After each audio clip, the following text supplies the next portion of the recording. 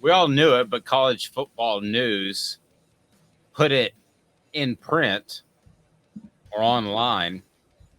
Tennessee's 2023 strength of schedule in football ain't real good. Caleb Calhoun, where does it fall as we take a peek into 2023? Brought to you by Campbell, Cunningham, Taylor, and Hahn. It falls 11th in the SEC, which you have to love if you're Tennessee. And a big part of this is let's call it what it is, abysmal non-conference schedule. When Virginia is your toughest team, you got to love that if you're Tennessee. You guys cannot, you can't, if you're a Tennessee fan, you can't be happier about that. For the last year, okay? After that, Tennessee needs to schedule some big boys. The fans pay too much. They deserve to see quality opponents, and you can make a 12-team playoff even with a couple of losses. So this is it. You need to see Notre Dame coming back into Neyland Stadium. You need to see big-time programs coming into Neyland Stadium, and that's what the fans deserve. The fans don't deserve Virginia and Nashville, Austin P at home, University of Texas San Antonio at home, and then UConn at home. Those are not cool, fun games. So, yes, you're right. The schedule is easy. Tennessee should win a minimum of 9 games with this schedule, and it works out well in the growth and transformation of this program. But if it goes beyond this year, I'm going to get on my high horse and stand up for Tennessee fans that dole out thousands of dollars to go to games and have to go see UConn. Let's be fair for a second here.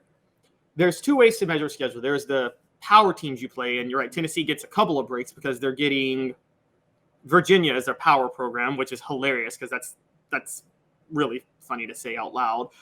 But more importantly, their SEC West foe on the rotational scale this year is Texas A&M, and I think you and I both agree the bottom is about to completely collapse under Texas A&M. Yes. There's another layer when you judge these schedules, though, which is how good are those group of 5 games they play. Austin P, those type of games, you're always going to get one of those on the schedule every year. You're always going to get an FCS game. I'm fine with 2 of those. Oh, okay. All right. Well, they're always going to do one, and then you usually play 1 FCS, 1 Power 5, and then 2 Group of 5. The 2 Group of 5 Tennessee plays, here's an underrated part, maybe the toughest 2 Group of 5 foes anybody in the SEC plays this year. Texas San Antonio, back-to-back Conference USA champions. They were 10-0, 11-0 a couple of years ago, and trying to jockey for a college football playoff that they had no business getting in. But pretty good for that level. UConn just went 6-6 and 6-7, made a bowl in Jim Mora Jr.'s first year there. There is a strong belief they could take that major second-year leap as a smaller program under Jim Mora Jr. in 2023. So 2 decent Group of 5 schools. Tennessee's going to beat them both. I'm just saying. Yeah. Think of 2000 Southern Miss. Remember that one? Yes. It's like that.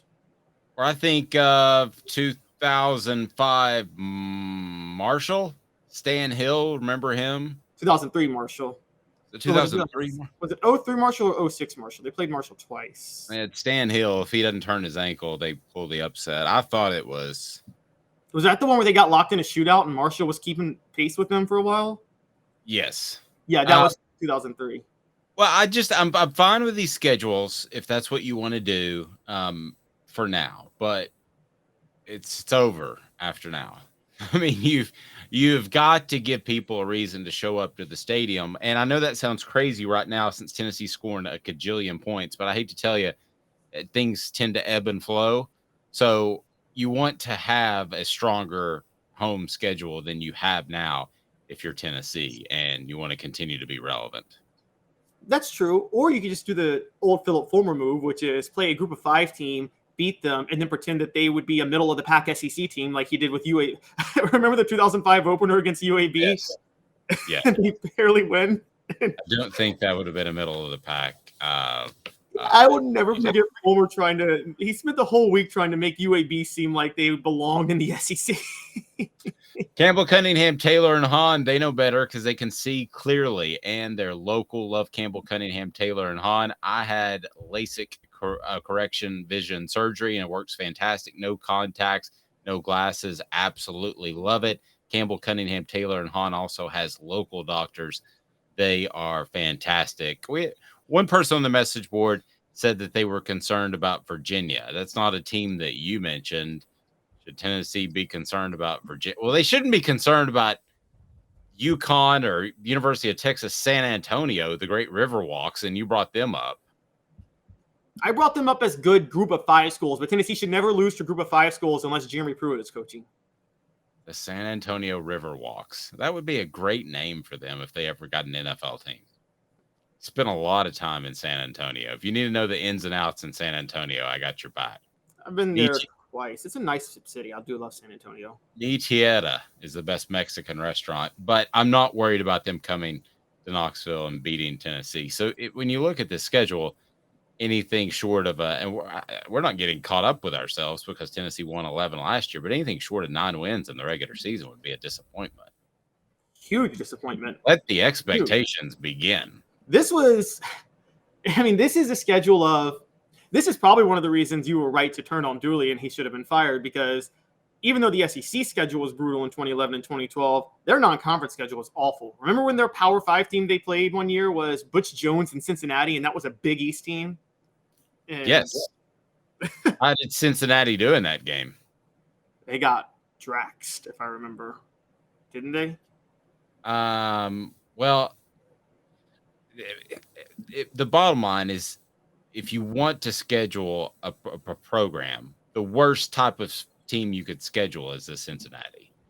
You either want the big name, right, or you want the easy win. And one of the easy wins, here's how I would formulate it. So how many out-of-conference opponents are we going to have in this new expanded SEC? We don't know. They haven't. They don't know if they're going to do a 7-1 or a 6-3, where you play 1 permanent team and rotate 7, or 3 permanent teams and rotate 6. So it's either going to be 8 or 9.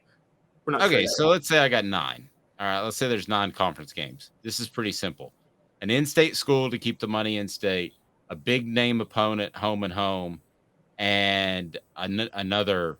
So by tough, this is what I mean by tough. One tough game, another team you can beat easily. That will help you. That will help you in recruiting. That's what I mean by tough. That's not tough.